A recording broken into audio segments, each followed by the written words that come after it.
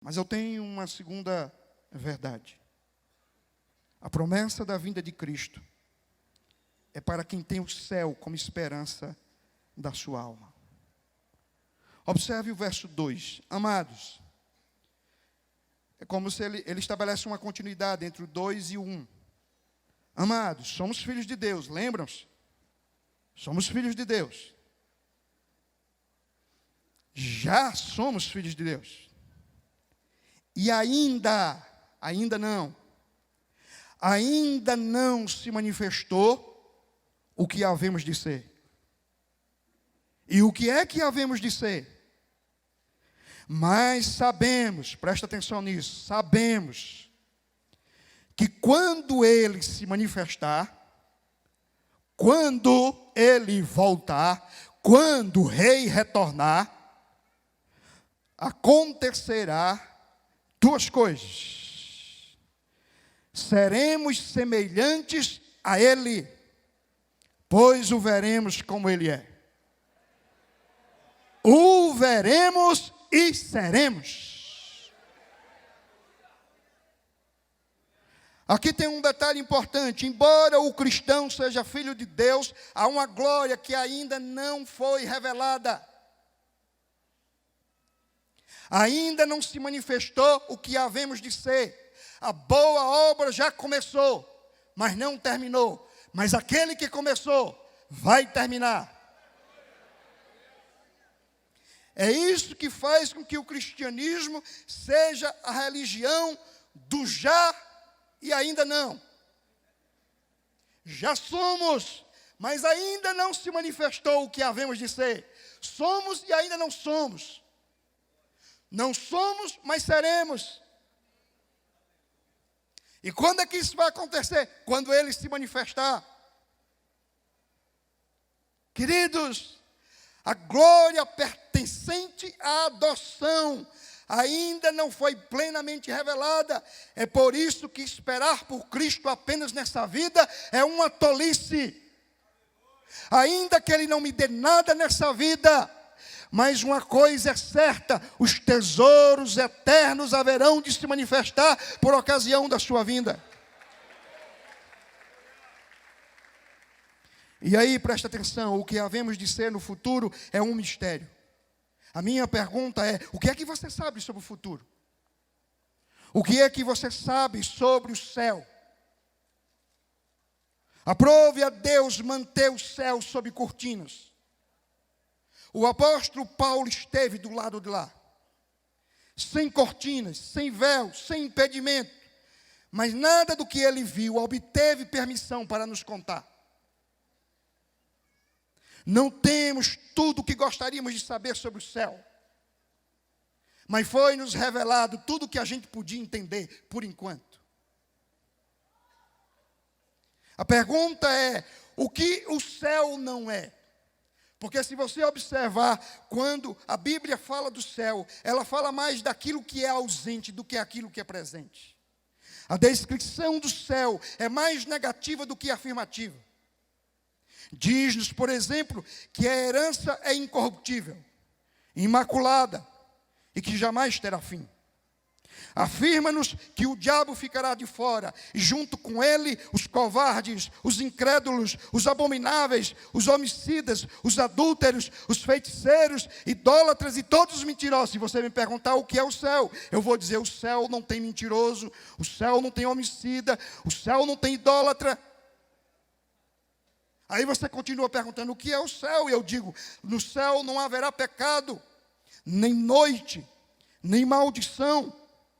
Não haverá morte, nem lágrimas, nem lamento, nem dor, nem enfermidades.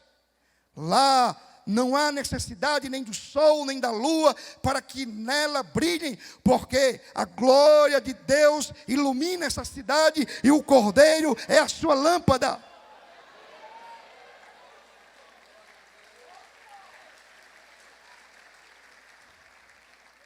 Mas ouça o que vou dizer. Quando a gente lê a Bíblia, a gente também encontra um pouco do que é o céu. Há coisas positivas para aprender sobre o que é o céu. Por exemplo, Lá haverá muitas doçuras, alegrias, plena paz e completa felicidade em nossa futura herança. As Escrituras diz: então conhecerei como também sou conhecido. Nós finalmente alcançaremos a perfeita santidade. Seremos, no sentido pleno da palavra, uma igreja gloriosa, sem mácula, nem ruga, nem coisa semelhante, mas santa e irrepreensível. No céu, nosso culto a Deus lhe será completamente agradável. Você já viu como é bom nos reunirmos aqui e adorar a Deus na consciência cristã? Pois no céu será melhor. Se para nós adorar a Deus aqui é uma experiência maravilhosa, imagine como é que não vai ser no céu. O serviremos de dia e de noite no seu templo, diz Apocalipse 7,15. Nós seremos completamente satisfeitos simplesmente em adorá-lo e contemplá-lo permanentemente. Não sentiremos falta de coisa alguma. No céu desfrutaremos de perfeita comunhão com os nossos irmãos. Não haverá mais crente de esquerda nem de direita.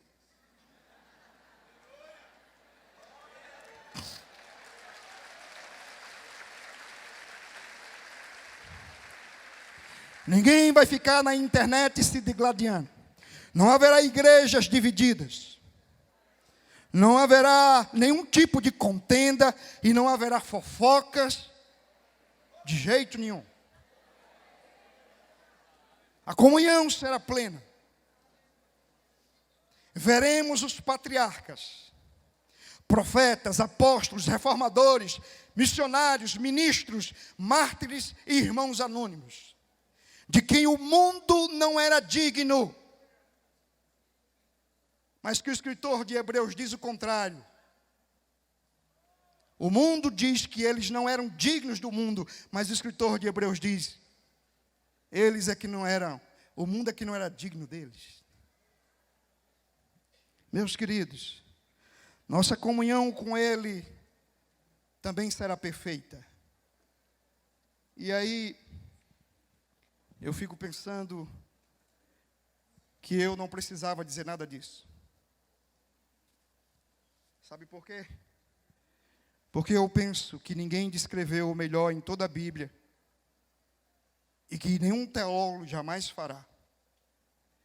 É que João descreveu os céus, o futuro glorioso da sua alma, e descreveu sobre a natureza da nossa esperança, dizendo duas coisas. Quando o Senhor se manifestar, nós o veremos como Ele é.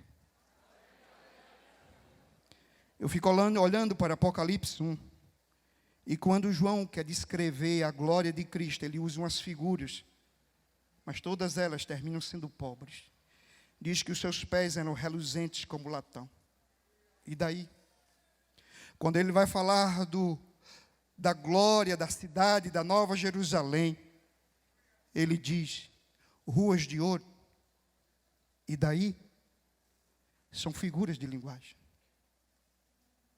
Mas o certo é que você sabe o que é o céu. E quando eu estou falando do céu, eu estou falando da Nova Jerusalém. A nossa morada eterna e não simplesmente do estado intermediário. O céu é nós vendo Cristo como Ele é. Ressurreto e glorificado. Mas eu tenho uma segunda notícia sobre o que é o céu. É que nós seremos como Ele é.